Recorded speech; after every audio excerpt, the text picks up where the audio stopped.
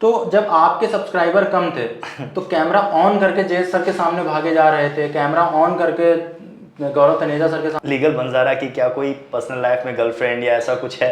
Police ने आते ही सबसे पहले यही वहाँ पे पूछा था, मेरे पास अभी भी वीडियोस पड़े हैं, परमिशन कहाँ है, कैसे आपने इतने लोगों को गैदर कर लिया बिना परमिशन के। यार लखनऊ में डिलीवरी की डेट्स पे ही तो बहुत बवाल चल रहा है। एक चीज़ और मैं आपको बता दूँ, यहाँ पे मैं बोल ही रहा हूँ कि यार अगर आप कोई भी सुपर बाइक लेने का प्लान कर रहे हो, A to Z कोई भी, no need to book it, ठीक है, कोई ज़रूरत नहीं है किसी भी शोरूम में आप बुकिंग का पैसा दो। Hello everyone, welcome back to my channel solo traveller and you are watching the second episode of moto talk. तो फर्स्ट एपिसोड आपने देखा नहीं है तो देख लीजिए, लिंक डिस्क्रिप्शन में आ रहा है। और आज हमारे साथ जो मेहमान आए हुए हैं तो मुझे लगता नहीं कि कोई इंट्रोडक्शन की ज़रूरत होगी, काफ़ी नामों से आप लोग जानते हैं। सूरज वर्मा, लीगल बंजारा। तो भाई के दो चैनल हैं, एक सूरज वर्मा और दूसरा लीगल बंजारा से। तो मोटर ब्लॉगिंग की अगर मतलब मुझे लगता है आप लोग बाइक्स के शौकीन हो और मोटर ब्लॉगिंग करते हो तो ये फेस काफ़ी जाना पहचाना आपको लगेगा, 100% है। तो वेलकम करते हैं सबसे पहले मिस्टर सूरज वर्मा का। हाय। Thank you.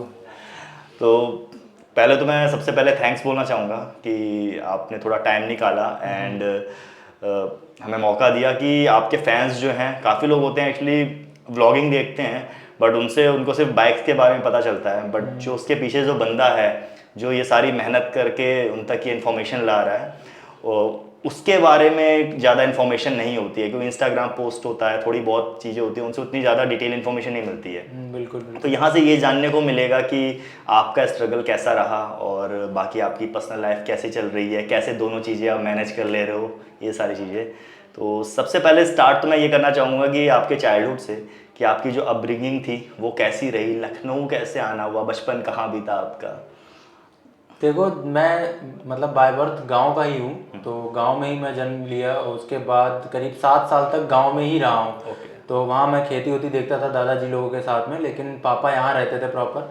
यहाँ पे उस टाइम कोई ऐसा पापा ने सेटअप नहीं बना रखा था कि घर वर रहा हो, यहाँ भी आए थे तो पहले मतलब पास में एक घर था वहाँ रहा करते थे। फिर धीरे धीरे उन्होंने करके ये घर बनवाया। सो जब ये घर बन गया फाइनली, तब कुछ टाइम बाद जब उन्हें लगा कि हाँ बच्चों को यहाँ लाना चाहिए, तो पहले वो भैया को लेके आए मेरे यहाँ पे, उनकी पढ़ाई वढ़ाई करवाने के लिए वो किया। मैं जब 7 साल का हो गया तब मुझे और मम्मी को यहाँ पे लेके आए। उसके बाद यहाँ पे आके भी मैं 1 साल मैंने मेहनत करी थी कि मुझे RLB स्कूल में एडमिशन मिल जाए। उसके लिए एग्ज़ाम होता था, तो उसके लिए काफ़ी ज़्यादा मेहनत करने के बाद मैं एंट्रेंस देने गया था, तो फाइनली मुझे उस स्कूल में एडमिशन मिल गया था और उसके बाद से यहाँ पढ़ाई शुरू हुई थी। चाइल्डहुड में मुझे लगता है सबसे बड़ा टेंशन तो ये रहता है कि स्कूल कौन सा मिलेगा, एडमिशन कैसा होगा। जो गांव से आता है उसके लिए तो डेफिनेटली ये प्रॉब्लम होती है। यहाँ जो शहर में पैदा होता है या उनकी जो माइंड सेटअप होता है कि CMS में एडमिशन लेना है या किसी ऐसे स्कूल में एडमिशन लेना है जो पहले से इंग्लिश मीडियम हो, ये सब हो। बाकी जो गांव से आता है उसे तो यही होता है कि किसी लखनऊ के अच्छे स्कूल में एडमिशन मिल जाए बस। तो गांव का नाम नहीं बताया आपने, कौन सा गाँव? मेरा सिद्धौर पड़ता है। कौन सा? सिद्धौर, बाराबंकी से 19-20 किलोमीटर आगे है। ओके। तो फिर लखनऊ आ गया आप, उसके बाद फैमिली में कौन कौन है आपकी? फैमिली के बारे में कुछ बताइए। फैमिली लोगों को तो पता ही होगा मेरे व्लॉगिंग चैनल से, लेकिन फिर भी मम्मी है, पापा हैं, भैया हैं, भाभी है और अब तो एक छोटी सी बेटी भी है उनकी। तो इतने लोग यहाँ पे रहते हैं। बाकी हमारे जो गांव में है वो गांव की फैमिली भी है, चाचा रहते हैं, चाची रहती हैं, दादा दादी भी रहते थे, लेकिन अब दोनों ही एक्सपायर हो गए हैं। बाकी उनके बच्चे हैं। तो व्लॉगिंग से पहले का कुछ करियर के बारे में, मतलब स्कूलिंग आपने RLB से कर ली, उसके बाद फिर आपने क्या किया? स्कूलिंग में मेरा करियर थोड़ा सा मतलब ऐसा था कि जैसे होते हैं ना, जैसे बहुत शरारती बच्चे होते हैं, मैं उनमें से एक था। टॉप मोस्ट वांटेड होते हैं वो स्कूल में, वैसे बच्चों में था मेरा नाम, कि टीचर देखते ही समझ जाता था कि ये है वांटेड ही है। तो वैसे पढ़ाई में मैं कुछ सब्जेक्ट्स में अच्छा था, कुछ सब्जेक्ट में खराब था। जैसे कि मैं गांव से आया था तो मेरी इंग्लिश थोड़ी सी वीक थी, बट मैथ्स काफ़ी अच्छी थी। मतलब मैथ्स में 100 आउट ऑफ 100 आना कोई बहुत बड़ी बात नहीं थी मेरे लिए। बाकी साइंस वाइंस अच्छी थी। तो जनरली पढ़ाई करने के बाद मैंने PCM ही चूज़ की थी। PCM से मेरा इंटर हुआ। फिर इंटर के बाद एक फेज आता है कि सारे लोग, जैसे आजकल का फेज है यूट्यूब, हर कोई बस यूट्यूब या सोशल मीडिया इन्फ्लुएंसर बनना चाहता है। वैसे ही 2012 में मैंने 12th पास किया था और उसके बाद एक फेज था कि सबको बीटेक करना है। तो मेरा जो फ्रेंड सर्कल था उसके सबके माइंड में ये था कि सबको बीटेक करना है। हर कोई बस बीटेक में एडमिशन लेना चाह रहा था, किसी को BBD मिल जाए, किसी को कुछ मिल जाए। उस टाइम IIT नहीं आया हुआ था। IIT का जो मेन वो आया है, पहले 3 एग्जाम होते थे, IIT, UPTU और AIEEE। अब तो सबको कंबाइन कर दिया गया है। बट उस टाइम लोग प्रिपरेशन करते थे, उसकी कोचिंग अलग से करते थे, फिर कहीं कॉलेज मिलता था। तो हम लोग में जब सबने कॉलेज ले लिया, ऑलमोस्ट 90% लोगों ने बीटेक करा, बचा मैं। फिर मैंने सोचा क्यों यार, मतलब मन से वो चीज़ नहीं आ रही है, कुछ अलग किया जाए, क्यों एक ही चीज़ भेड़ चाल में घुसे जा रहा है। सो मैंने एडमिशन लिया लॉ में। तो मैंने LU से LLB ऑनर्स करा हुआ है। लॉ का 5 साल मैंने निकाला, 5 साल का लॉ था ऑनर्स। सबका ग्रेजुएशन खत्म हो गया, सब इंजीनियर बन गए, लेकिन मेरा लॉ खत्म नहीं हो पाया था। और जब मैं LLB ऑनर्स के लास्ट ईयर में था, सो मुझे यूट्यूब का पता चला, लास्ट ईयर नहीं, मतलब 2 साल बचे हुए थे। तो मुझे पता चला 2016 में कि यूट्यूब से कुछ अर्निंग का सोर्स है। उस टाइम पे कोई नहीं जानता था, कोई नहीं था, बस आपने यूट्यूब पे चैनल बनाया और सीधे आपका चैनल मोनेटाइज हो गया, कोई रेस्ट्रिक्शन नहीं थी। हाँ मतलब कम्युनिटी गाइडलाइंस थी कि हाँ बद्दे कोई अपलोड ना करे, वो चीज़ें, बाकी कुछ नहीं था। तो फिलहाल मैंने ट्रायल के बेस पे 1-2 वीडियो ऐसे अपलोड करे। मेरा एक चैनल गायब भी हुआ, मतलब 16-17 हज़ार सब्सक्राइबर होने पे एक मेरे पास मेल आया कि कम्युनिटी गाइडलाइंस का कुछ हुआ है। किस वीडियो पे कुछ नहीं बताया गया कि क्या किया है, बस सीधे चैनल टर्मिनेट हो गया। उसके बाद फिर मैंने एक और चैनल बनाया और उस पर ध्यान दिया एकदम कि कुछ ऐसी हरकत ना हो कि कभी भी कुछ भी हो। तो प्रॉपर धीरे धीरे धीरे धीरे होते होते थोड़ा स्ट्रगल लगा, लेकिन यहाँ तक पहुँच गए। वैसे मैंने देखा आपके कुछ प्रैंक्स वीडियो थे स्टार्टिंग में, वो मैंने देखे और मतलब आपकी एक्टिंग की स्किल्स जो उसमें थी, मैं एक्चुअली मुझे बिलीव नहीं हुआ कि मैंने देखा कि मतलब स्टार्टिंग में मैंने जब आपको पहली बार फैमिलियर हुए कि हाँ सूरज वर्मा कोई बंदा है बाइकिंग करता है, तो बाइक मुझे भी पसंद थी तो उसके थ्रू हुआ। बट उसके बाद जब आदमी सर्च करता रहता है तो मैंने एकदम से आया एक कि प्रैंक वाला वीडियो, तो उसमें मैंने देखा कि आप प्रैंक वाला एक वीडियो कर रहे हो, बहुत काफ़ी पुराना था। जब मैं कॉलेज लाइफ में था, तब जब यूट्यूब का पता चला था, उस टाइम मेरे पास कोई बढ़िया बाइक नहीं होती थी, बट डिमांड थी बाइक की। एक अच्छी बाइक नहीं होगी तो आप मोटो ब्लॉगर नहीं बन सकते हैं। तो मैंने सोचा क्या किया जाए, क्या किया जाए। मैंने देखे बहुत सारे कि हम कुछ कॉमेडी टाइप वीडियोस भी बना सकते हैं। सो मैंने अपने कॉलेज का एक ग्रुप बनाया, उसमें कई सारे लड़के थे कि हाँ वो इंटरेस्टेड थे एक्टिंग करने में। तो उन सबको इकट्ठा करा और मस्त सी कुछ वाइन्स शूट की। तो उस टाइम में वो शूट की, बट उस टाइम में उतना अच्छा रिस्पॉन्स नहीं आया था, लेकिन फिर भी 6-7 हज़ार व्यूज तक गए थे। फिर हम लोग का कॉलेज खत्म हुआ तो सारे बच्चे इधर उधर चले गए। अब अकेले सारी चीज़ें करने में हो नहीं पा रही थी। तो ये सोचा गया कि क्या किया जाए, क्या किया जाए, बिकॉज अपने पास इतना अच्छा सेटअप भी नहीं था कि बहुत सारे कैमरे हमने लगा दिया या बहुत सारा पैसा है तो हम प्रोडक्शन हाउस को ही खोल दें, ऐसा कोई सीन नहीं था। तो फिर एक लास्ट पॉइंट हमारा बचा मोटो व्लॉगिंग, जो हम खुद से ही कर सकते हैं और वो अपने आप से ही होगी, हमें उसके लिए बहुत लोगों की ज़रूरत नहीं है। तो फाइनली वो चीज़ छोड़ के वो एक अलग चैनल, वो अभी भी उतने सब्सक्राइबर पे पड़ा हुआ है, उस पर अराउंड 900 सब्सक्राइबर भी हो गए थे। और फिर उसको मैंने किनारे छोड़ के एक नया चैनल बनाया और उस पर ध्यान दिया। तो हम अपने सब्सक्राइबर्स को चैनल का नाम नहीं बताएंगे यहाँ पे, आप लोग खुद सर्च मारिएगा, देखते हैं किसको किसको मिलता है। तो देखिए मोटर बाइक्स का तो वैसे ही मुझे लगता है कि बॉयज़ के साथ बहुत ही एक तगड़ा कनेक्शन होता है, बट आपकी लाइफ में मोटर बाइक्स ने कब दस्तक दी और कब आप बाइक से जुड़े? का तो मेरे से हर इंसान के अंदर होता है, बचपन से शौक होता है। तो 2008 में आई थिंक मैंने पहली बार बाइक चलाई थी। बस मुझे इतना नॉलेज था कि बाइक में ये गियर है, ये ब्रेक है और ये क्लच है, ये ब्रेक है, इतना पता था। और वो सही बताऊं शादी में मिली थी मेरे मामा के लड़के को, स्प्लेंडर प्लस। मैं गांव में था उस टाइम मामा के घर पे। मैंने अपने मामा के छोटे बेटे से कहा कि गाड़ी चलानी है, उसने भी बस शरारती जैसे होते हैं नहीं वैसे ही उसने इशारा किया हाँ। मैंने कहा चुपचाप चाबी ले आओ, निकलते ले गए। उसको पहले धक्का लगा के थोड़ी दूर ले गए घर से बाहर। उसके बाद जब मेन रोड पे हम लोग पहुंचे तो वो रोड पूरी सन्नाटेदार थी और बीच में हल्का सा बम था। बिलीव नहीं करेगा कोई, 105 की स्पीड पे उस बम से मैंने गाड़ी उड़ाई थी। पहली बार चला रहा था मैं और इतना मजा आने लगा, इतना मजा आने लगा वो चला के कि क्या ही बताएं। फिर जो मामा का लड़का था उससे मैंने कहा लो अब तुम चलाओ। उसे कुछ भी नहीं पता था, मैंने कहा मैं सब बताता हूँ। और इत्तेफाक से उसने इतनी बढ़िया चलाई कि साइड में एक खेत था उसी में लेके कूद गया। फिर वहां से निकाल के चुपचाप ले जाके गाड़ी घर पे खड़ी कर दी और चुपचाप सो गए। तो पहली बाइक आपने स्प्लेंडर प्लस चलाई थी, उसके बाद मेरे ख्याल से बाइकिंग में आपको पहचान RS200 ने दिलाई है। तो RS200 कब आपने ली? RS200 2017 में आई है। 2017 में आई है और तभी आपने परचेस की है। तो उससे पहले कोई और बाइक आप ओन करते थे? पल्सर 150 थी और 2012 में मैंने 220 भी रखी है, बट वो सेकंड हैंड घर से चुप्पे से मैंने खरीदी थी और चुपके से ही मैंने सेल कर दी थी। मतलब फर्स्ट बाइक आपकी 220 रही है, वो सेम लेजेंड बाइक जिसने वो बहुतों को 158 जाती थी। भाई उस बाइक का नाम लेजेंड ऐसा ही नहीं है आज भी। लाइफ मुझे लगता है BS3 अगर किसी के पास 220 होगी और उसने मेंटेन कर रही होगी तो वो जो फील आता है चलाने का वो नेक्स्ट लेवल उस टाइम तो R15 भी इतनी नहीं बीट कर पाती थी क्योंकि उसका V1 ही आया था।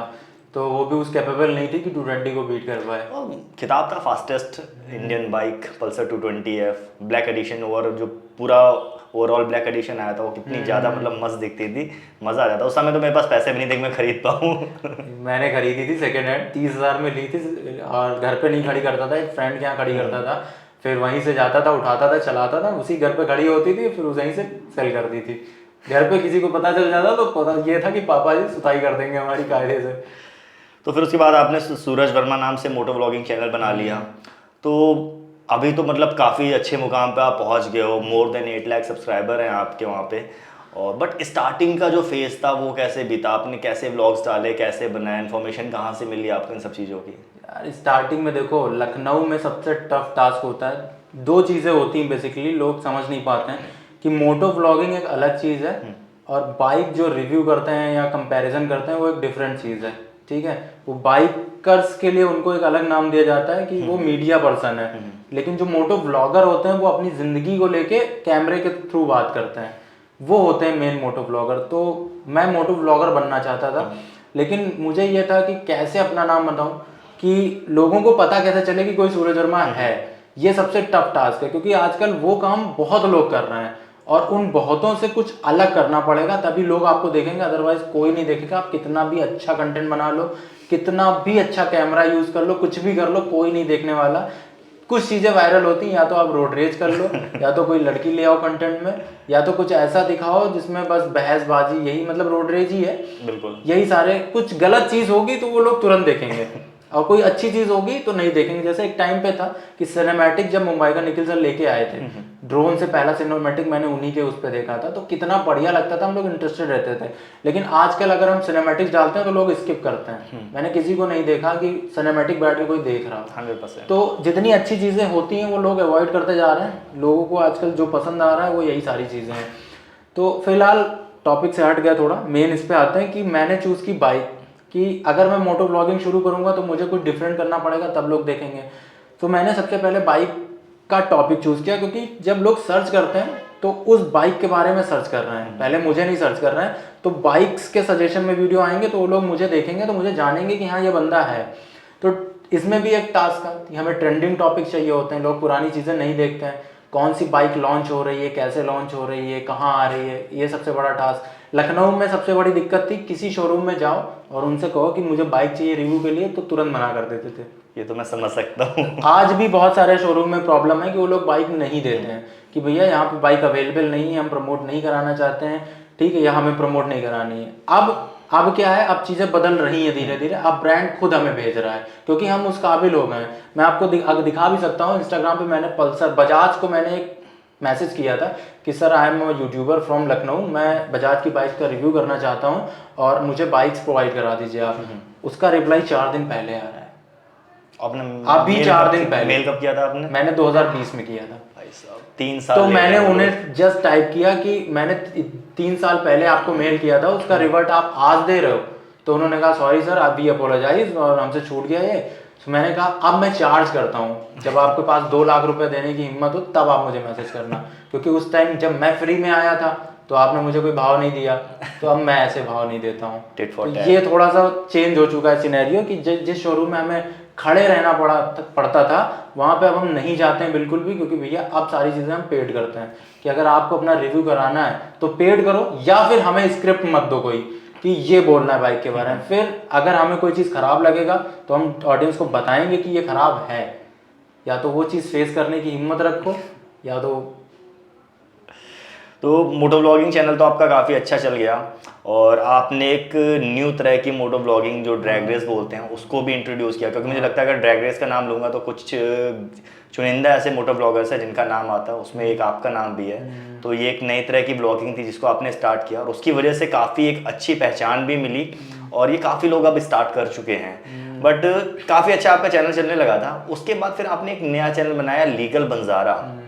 तो इसके पीछे क्या राज है? एक चैनल चला रहे थे पहले का जो आंसर मैंने दिया है उसमें इसका आंसर था मोटो मैं एक मोटो ब्लॉगर बनना चाहता था बेसिकली। तो वहां से मैंने जब पहचान बना ली, जब मुझे लगा कि हाँ इतने लोग मुझे जान गए, जब मेरे उस पर शायद 100 के हुए थे तभी मैंने लीगल बंजारा बना दिया था। उस पे मेरे 1 लाख सब्सक्राइबर हुए और मैंने लीगल बंजारा चैनल तुरंत बनाया। वहां से इसको प्रमोट किया कि जो लोग इंटरेस्टेड हैं मेरी मोटो ब्लॉगिंग में वो उसको सब्सक्राइब कर सकते हैं, और ऑडियंस का काफ़ी अच्छा प्यार मिला कि दोनों चैनल काफ़ी ठीक चल रहे हैं। बहुत ज़्यादा अच्छे चल रहे हैं और मैं चाहूँगा कि दोनों चैनल बहुत अच्छे चलते भी रहें। अच्छा, एक क्वेश्चन मेरे मन में और भी आता है, जैसे मैंने बहुत सारे मोटो ब्लॉगर्स को देखा हूँ, तो क्या होता है कि आप भी जानते हो मोटो ब्लॉगिंग कितना ज़्यादा टफ है। पहले आप शूट करते हो, उसमें बहुत टाइम लग जाता है, फिर वहाँ से फ्री होते हो तो आराम नहीं करते हो, घर आके एडिट करते हो, फिर नेक्स्ट कंटेंट की तलाश शुरू हो जाती है।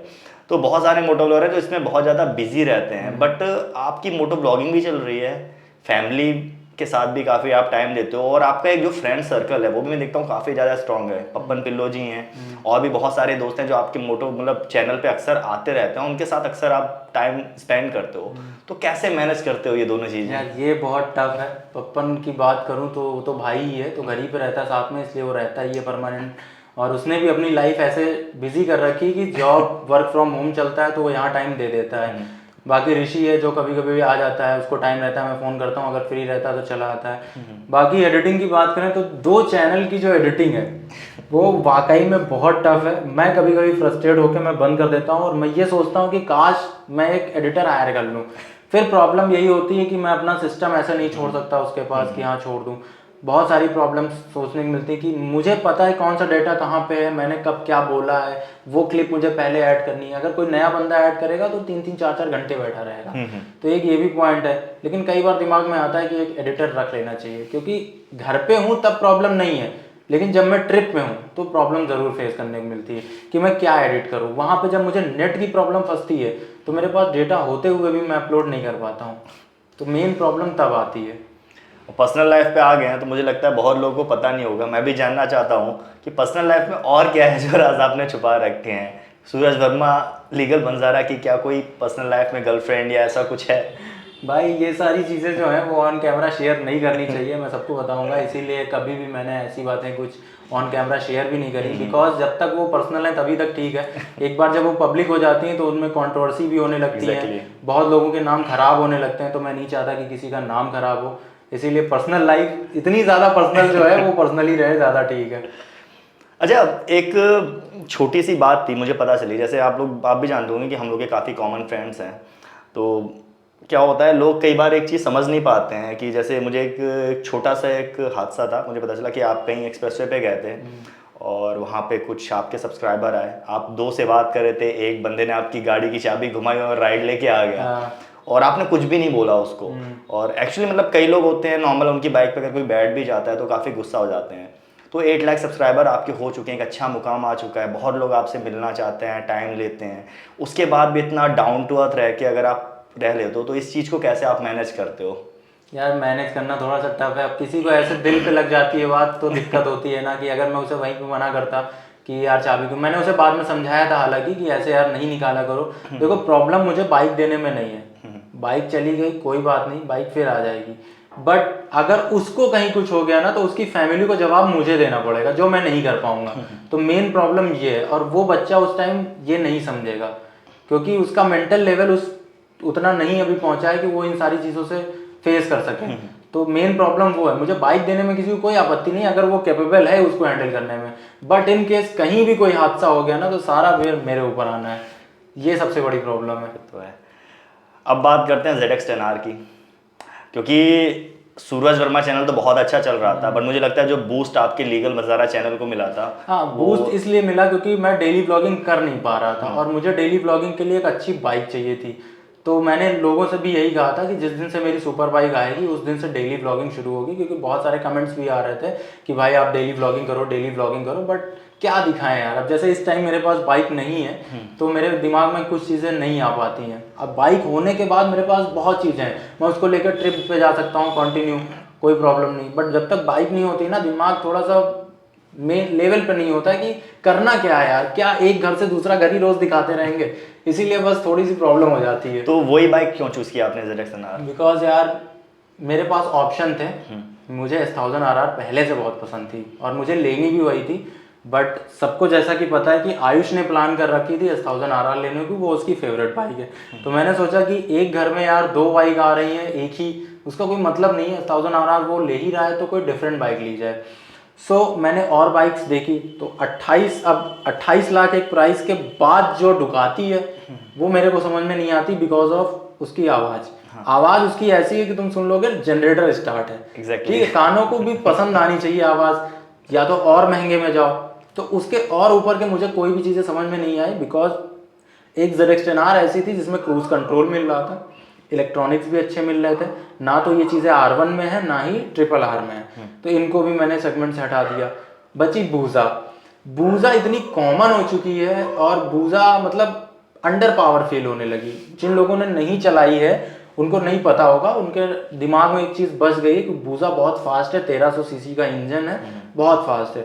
लेकिन जब रोड पे उसको लेके आप निकलोगे तो आपको फील होगा कि 10R लाइट वेट है और बूजा बहुत हैवी है, जिसकी वजह से वो स्पीड नहीं पकड़ती है जो 10R पकड़ती है।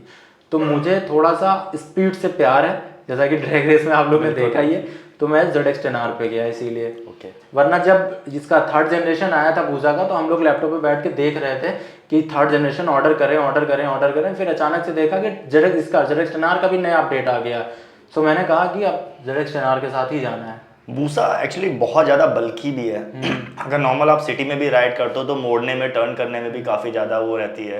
एक्सप्रेसवे पे तो मज़े देगी क्रूजिंग के लिए, बट सिटी में चलाने में, गलियों में चलाने में वो एजिलिटी नहीं आएगी उसके अंदर। वो थोड़ा मतलब जो बड़े एज के लोग हैं ना, उन पे ज़्यादा सूट करती है कि हाँ उनको व्हीली नहीं करने का शौक है, थोड़ा नॉर्मली चल रहा है, उनके लिए ठीक है। बट जो लोग फास्ट जाना चाहते हैं, व्हीली मारना चाहते हैं, उनके लिए ऐसी बाइक एकदम मस्त है। ओके, तो अभी आपका लास्ट एक्सपीरियंस जो रहा है वो दुर्गापुर का रहा है। वो मैंने आपके ब्लॉग्स भी देखे थे, वहाँ पे मोटो ऑक्टेन आई थिंक है ना, 90 ऑक्टेन है एक वो रखा हुआ है 97 ऑक्टेन 97 ऑक्टेन है, उन्होंने कराया था। जितने भी मुझे ग्रुप बाहर के जिन्होंने इनविटेशन दिया, काफ़ी सही इनविटेशन, मतलब बहुत बढ़िया तरीके से ऑर्गेनाइज करा सबने, और काफ़ी अच्छा लगा मुझे उन लोग से मिलकर कि इतना अच्छा कल्चर बाइकिंग का है बाहर, जो पूरा पुलिस से परमिशन लेके और प्रॉपर एक इवेंट कराते हैं जहाँ पे कोई दिक्कत नहीं होती है कि पुलिस आके कुछ करे, या बाकायदा वो लोग परमिशन लेते हैं हर चीज़ करने की। एक छोटा सा स्टंट के लिए भी वो बनाते हैं कि जिसको जो करना है कर सके। तो काफ़ी बढ़िया तरीके से मैनेज करा उन्होंने, वहाँ का एक्सपीरियंस भी बहुत अच्छा था। तो वहाँ पे आपने I think bear biker Sammy थे, उनसे आपने मुलाकात की। तो इनविटेशन आपको कहाँ से आया था? मुझे तो ग्रुप ने इनविटेशन दिया था, जो ग्रुप इवेंट करा रहा था। ओके, चलिए। अच्छा, ये कंट्रोवर्सी से मुझे याद आया जो आपने बताया, अभी यहाँ पे भी हाल फिलहाल में हुआ था, आई थिंक कोई ग्रुप है, रोरिंग इंडियन ग्रुप है। मैं किसी ग्रुप का नाम नहीं लेता हूँ देखो कि कौन है क्या है, बट हाँ लखनऊ में हादसा हुआ है, ग्रुप है। तो वहाँ पे काफी बाइकर्स का चालान कटा। मेरे कुछ फ्रेंड्स एक्चुअली वहाँ पे सिर्फ अटेंड करने गए थे, उनके घर भी 2-3 चालान करके आए थे। सबका चालान कटेगा और क्यों नहीं कटेगा ये बताओ। अगर आप किसी प्लेस पे हो जो कि लखनऊ का पोर्श एरिया है, आप वहाँ पे कोई इवेंट कराने के मतलब मेन हो कि आप वो करा रहे हो ऑर्गेनाइज, और आपने पुलिस को एक इन्फॉर्मेशन तक नहीं दी है, तो जाहिर सी बात है पुलिस आके आपका चालान काटेगी। 100%। कोई वो हमारे रिश्तेदार तो है नहीं, आप गैदरिंग कर ही नहीं सकते ऐसे कहीं पे। आप 5 लोगों की गैदरिंग नहीं कर सकते हैं। और वो बंदा वहां बोल रहा था कि 100 लोगों की गैदरिंग यहाँ कर सकते हो।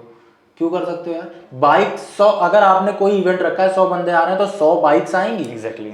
बंदे आ रहे हैं चलो अलग है, बाइक्स तो आ रही है ना। 100 बाइक्स का कलेक्शन होने के बाद से ही भीड़ लग जाएगी रोड पे, फिर स्टंटिंग हो या चाहे जो हो, तो फिर बहाने हैं लोगों के। पुलिस ने आते ही सबसे पहले यही वहां पे पूछा था, मेरे पास अभी भी वीडियोस पड़े हैं, परमिशन कहाँ है, कैसे आपने इतने लोगों को गैदर कर लिया बिना परमिशन के। फिर उन्होंने देखा कि अब हम क्या कर सकते हैं, कुछ तो आए तो कुछ तो करना ही है भाई। 100%। तो फिर उनको एक बहाना था, चालान काट के छोड़ दो सबको, क्योंकि अरेस्ट तो कर नहीं सकते थे वो, ऐसा कोई क्राइम हम लोग ने किया नहीं था, एक इवेंट ही था। उन्होंने अपना काम किया है, बाकी जिसको पल्ला झाड़ना था वो पल्ला झाड़ के निकल गया। तो मेरे ख्याल से अगर ऐसा कोई इवेंट हो रहा है, वहाँ पे ये कंट्रोवर्सी में था कि गलती हम बाइकर्स की है, तो अगर गलती हम बाइकर्स की थी इन केस, तो हमारा चालान कटवा देते आप। नहीं, 1 लाख का कटवा देते। मेरे हिसाब से अगर गलती आप बाइकर्स की है, फिर भी अगर आपको इवेंट ऑर्गेनाइज करा रहे हो तो जो मैनेजिंग अथॉरिटी है उसका काम होता है मैनेज करना, कि वहाँ पे कोई न्यूसेंस ना हो। उसके चक्कर में जो बंदे इवेंट अटेंड करने आए थे एज अ सब्सक्राइबर या एज अ आपके दर्शक, उनके घर पे चलान जा रहा है, तो वो तो फिर बहुत गलत है। एग्जैक्टली, वो तो बहुत गलत है यार, बिल्कुल गलत है। हमने कहा अगर हमारे ऊपर आप सारा डाल रहे थे ब्लेम, तो भी आप हमारे ऊपर डाल देते। अगर हमने गलती की आपकी नज़र में तो ठीक है, हमारा चालान कटवाते आप, जितना कटवाते हम भरते, हमारी गलती थी। मतलब जो बेवजह जिनका चालान कटा, जिनकी कोई गलती नहीं है, वो तो रोकना था ना आपको। वो आप रोक नहीं पाए, क्यों? क्योंकि आपने वहाँ परमिशन ली ही Permission नहीं ले नहीं। रखी। परमिशन ली होती तो आपकी सुनते भी पुलिस वाले। 100%। अच्छा, कंट्रोवर्सियों की अगर बात चली रही है तो अभी आई थिंक मेरे ख्याल से 2-3 कमेंट्स आए। मैं काफ़ी ज़्यादा मोटो ब्लॉगर्स को फॉलो करता हूँ, तो आपकी एक काफ़ी फेमस मोटो ब्लॉगर है इस समय काफ़ी ज़्यादा उनका नाम बढ़ा हुआ है। हाँ। उनके साथ भी थोड़ी सी कंट्रोवर्सी हो गई थी। मतलब अगर मैं नाम लेना चाहूँ तो आई थिंक UK07 है। हाँ। तो वो क्या मामला हुआ था ऐसा? देखो यार, मेरी एक्चुअली सही में देखा जाए तो मैं अभी तक, जब मेरे 9 लाख सब्सक्राइबर हुए और मैंने दूसरा चैनल बनाया, तब तक कभी तुमने नहीं देखा मेरे चैनल पे मैंने कोई कंट्रोवर्सी से रिलेटेड या किसी से कंट्रोवर्सी करने की कोशिश करी। ऑप्शन बहुत थे, लेकिन हम वो चीज़ें क्या करते हैं, नहीं करते हैं। हमें किसी का नाम खराब करने का शौक नहीं है। मैंने भी एक वीडियो डाला जिसमें मैंने ऐसा नहीं कहा कि मुझे कोई कंट्रोवर्सी है, बस वो बंदा मुझे पसंद नहीं है, मैंने इतना कहा। उसका रीज़न मैंने ऑडियंस को दिया। अब ऑडियंस ने उसको थोड़ा कंट्रोवर्शियल वे में किया और उसको थोड़ा प्रमोट कर दिया ज़्यादा। सो मेन ये था कि गुड़गांव में हम एक इवेंट के लिए शूट कर रहे थे। एक ब्रांड था जिसने हमें बुलाया था, हम दोनों को बुलाया था, साथ ही साथ 8 क्रिएटर और थे जो ग्रुप में 4-4 करके एक गेम का शूट करना था, प्रमोशनल था। सो उसका शूट सबसे लास्ट में था, वो सबसे लास्ट में आया। मेरा शूट पहले दिन ही खत्म हो गया था, दूसरे दिन मैं एक्स्ट्रा रुका, तीसरे दिन उसका शूट था।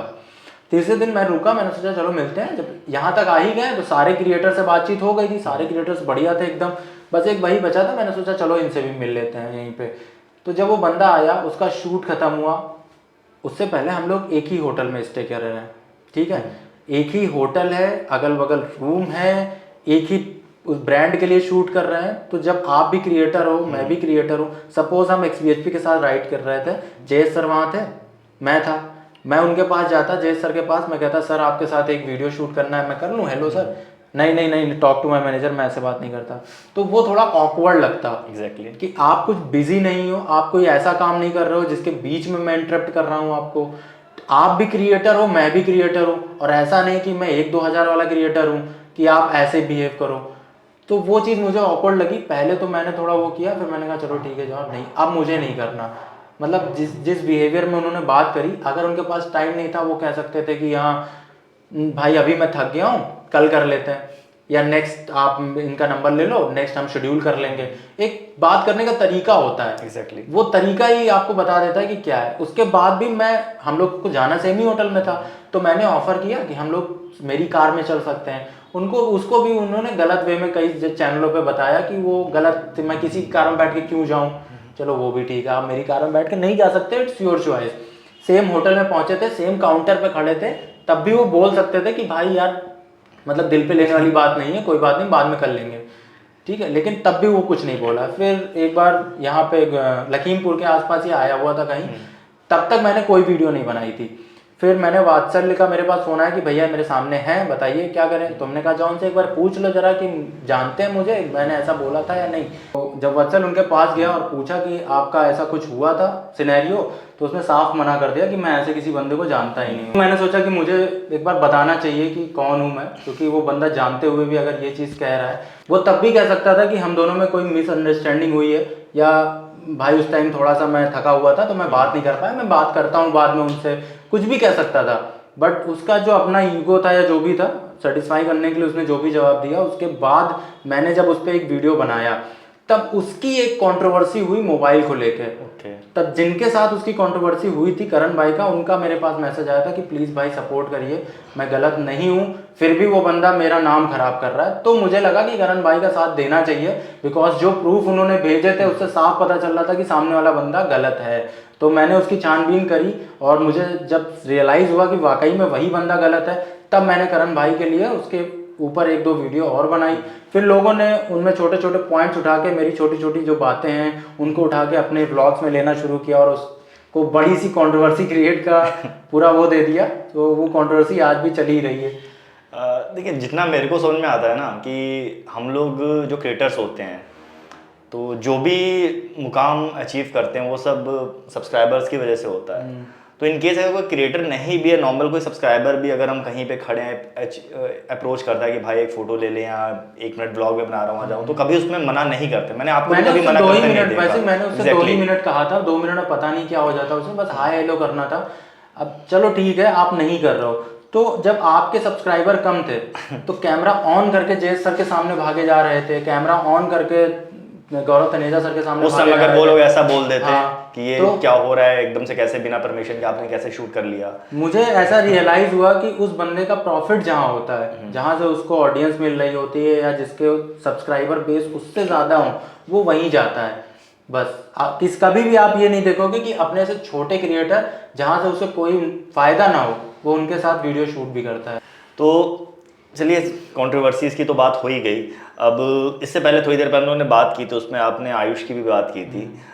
तो आयुष शर्मा तो सब लोग जानते हैं कि वर्मा ब्रदर्स हैं। लखनऊ में अगर दो कोई फेमस मोटो ब्लॉगर हैं तो एक आप हो गए, एक आयुष हो गए, वर्मा ब्रदर्स हैं। तो जो वर्मा ब्रदर्स बोलते हैं तो वो किस तरह से आपसे कनेक्टेड हैं? जो लोग बहुत पहले से वीडियोस देख रहे हैं हम दोनों के, उसके चैनल पे भी मैंने ही आना शुरू किया था पहले, और वो एक टाइम पे अपना फेस भी रिवील नहीं कर पाता था। तो एक बार मैंने ही उसे कहा था चलो हम दोनों बैठते हैं कैमरे के सामने तो थोड़ा तुम्हें और अच्छा लगेगा। सो वो मेरा मतलब कजिन है, चाचा का लड़का है। इससे हम लोग वर्मा ब्रदर्स, सगे चाचा का। ओके, तब तो काफ़ी ज़्यादा क्लोज रिलेशनशिप हो गई आपकी। एग्जैक्टली, तब तो सही है। एक ही फैमिली से आप दो मोटो ब्लॉगर निकले हैं। तभी मैंने कहा ना कि एक ही घर में अगर दो बाइक्स आ जाएंगी तो थोड़ा सा वो है, लेकिन भगवान को शायद वही मन था कि तुम BMW पे ही चलो। चलिए, मुझे लगता है काफ़ी लंबी कन्वर्सेशन हो चुकी है ऑलरेडी, और दर्शक भी सोच रहे होंगे कि कुछ अगर फाइनली आप ऐसे किसी प्लेटफॉर्म पर आए तो उनके लिए कुछ मैसेज छोड़ना चाहेंगे। तो ऐसा कोई मैसेज आप अपने सब्सक्राइबर्स को देना चाहेंगे? क्योंकि बहुत सारे लोग हैं जो आपको एक आइकन की तरह देखते हैं, जो मोटो ब्लॉगिंग स्टार्ट करना चाहते हैं, क्योंकि इस समय ट्रेंड में है मोटो ब्लॉगिंग। तो चाहते होंगे आप उनको कुछ ऐसी टिप्स दें, कुछ ऐसी चीज़ें बताएं जिससे उनको थोड़ी सी हेल्प हो जाए। तो ऐसा कुछ आप मैसेज देना चाहें अगर? देखो यार, आजकल मोटो व्लॉगिंग क्या हो गई है, एकदम नॉर्मल हो गई है। सो अगर आप चाहते हो कि अपना नाम बनाना, तो सबसे पहले चीज़ ये कि जो सारे लोग कर रहे हैं किसी को कॉपी नहीं करना है, क्योंकि कॉपी अगर करना है तो उसी को वो बंदे देखेंगे। आपको लोग क्यों देखें, ये आपको अपना रीज़न खुद चुनना है, पहली चीज़। दूसरी चीज़, बहुत सारे लोग क्या करते हैं, पढ़ाई लिखाई छोड़ देते हैं साइड में कि अब पढ़ना लिखना नहीं है भैया, जो है यूट्यूब है। तो जैसे ही टिकटॉक का यहाँ पे कोई भरोसा नहीं था, वैसे ही यहाँ पे यूट्यूब का कोई भरोसा नहीं है। आपको ये शॉर्ट टर्म प्लेटफॉर्म है कि आगे बढ़ने का एक जरिया, ये लाइफ टाइम नहीं चलने वाला है, ये तो पक्का है। तो इसको एक जरिया बना के आप थोड़ी सी सक्सेस पा सकते हो, और उसके बाद आपको कोई ना कोई और चीज़ करनी ही पड़ेगी, क्योंकि हर चीज़ का एक डाउनफॉल ज़रूर आता है। तो अपनी पढ़ाई लिखाई नहीं छोड़नी, क्योंकि पढ़ाई लिखाई एक ऐसी चीज़ है जो एट द एंड आपके साथ रहेगी। ठीक है, तो सबसे इंपॉर्टेंट चीज़ है पढ़ाई लिखाई, उसको छोड़ के कोई भी यूट्यूब ना करे, ये भाई निवेदन है। क्योंकि बहुत लोग को मैंने देखा पढ़ाई लिखाई छोड़ के आ रहे हैं यूट्यूब पे, ये बहुत ही गलत है यार। मैंने भी अपनी पढ़ाई कंप्लीट करी है, और किसी भी बड़े क्रिएटर को आप देख लो तो हर किसी ने अपनी पढ़ाई ज़रूर कंप्लीट करी हुई है। बाकी अगर मोटो व्लॉगिंग की बात करें, मोटो व्लॉगिंग करना है तो यार बहुत सारे मोटो ब्लॉगर ऐसे हैं मैंने देखा जो उल्टी सीधी राइडिंग करते हैं, वो नहीं करनी हमें। मतलब एक अच्छा सा मैसेज जाना चाहिए आगे, वो करना है हमें। तो ये ध्यान रखना कि हमेशा सेफ राइड करना है। अगर आप कर भी रहे हो ना, तो ऐसे करना है सेफ एनवायरनमेंट में कि किसी और को कोई नुकसान ना हो, बस। बाकी एक गुड न्यूज़ तो आप ऑलरेडी अपने चैनल पे दे चुके हो कि फाइनली आप BMW ले रहे हो 1000 आपकी। लेकिन तो डिलीवरी की डेट्स कुछ बताओगे? यार लखनऊ में डिलीवरी की डेट्स पे ही तो बहुत बवाल चल रहा है। एक चीज़ और मैं आपको बता दूं, यहाँ पे मैं बोल ही रहा हूँ कि यार अगर आप कोई भी सुपर बाइक लेने का प्लान कर रहे हो, A to Z कोई भी, no need to book it. ठीक है, कोई ज़रूरत नहीं है किसी भी शोरूम में आप बुकिंग का पैसा दो। जहाँ तक मैंने अभी तक ऑब्जर्व किया है, हर शोरूम वाले बाइक्स मंगा के रखते हैं। आप हर एक शोरूम में कॉल करो कि भैया आप मुझे बाइक कब दे पाओगे, वो डेट देंगे, जाके बाइक हैंड टू हैंड उठा लो। जैसे मेरे पास ऑप्शन था चंडीगढ़ से उठाने का, कोलकाता से उठाने का, लेकिन मैं कहाँ फंस गया, ये लखनऊ की बुकिंग अमाउंट देखे। क्योंकि बुकिंग अमाउंट तो रिफंड जल्दी करेंगे नहीं वो, या तो फिर हम उसके लिए और कुछ करें। तो जब तक वो रिफंड नहीं करेंगे दूसरी जगह से बाइक हम उठा नहीं सकते हैं, क्योंकि वहाँ भी हमें NOC चाहिए होगी। तो ये सारी प्रॉब्लम है। अगर आप भी कोई बाइक बुक कराना चाह रहे हो तो डायरेक्ट उठा लो, वो ज़्यादा बेटर है। चलिए, हम भी चाहेंगे कि जल्दी से जल्दी आपकी बाइक आपको मिल जाए, ताकि हम उस पर बहुत सारे ऑसम कंटेंट देख पाएँ। और उसके बाद के बाइक्स आपकी आ जाएगी जल्दी, और सब लोग सब्सक्राइबर भी चाहेंगे जल्दी आ जाए। उसके आगे के कुछ प्लान्स? उसके आगे का प्लान्स भाई बहुत सारे हैं कि यहाँ से बस ट्रिप शुरू कर, बाइक आने के 10 से 15 दिन मुझे यहाँ पे रुकना है, उसके बाद बैग पैक करना है और सीधे निकल लेना है इंडिया टूर पे। फिर कहाँ कहाँ आता हूँ वो मैं अपने चैनल पे आपको बता दूंगा कि किस किस जगह आने का प्लान मेरा बन रहा है। फिलहाल जो मेजर सिटीज़ है मैं बता दूँ, असम आने का मेरा प्लान है, कोलकाता फिर से आने का प्लान है क्योंकि कोलकाता से बहुत ज़्यादा प्यार मिला है। तो कोलकाता, असम और उसके बाद एक लद्दाख ट्रिप मार के फिर कहीं नेक्स्ट निकलने का प्लान है। तो चलिए ये बात आपको पता चल गई है, एक बहुत ही औसम सा मैसेज आपको मिल गया। तो आप भी इनमें से किसी स्टेट या सिटी से कनेक्ट करते हो तो बहुत जल्दी आपको लीगल बंजारा द सूरज वर्मा से कनेक्ट करने का मौका मिल जाएगा।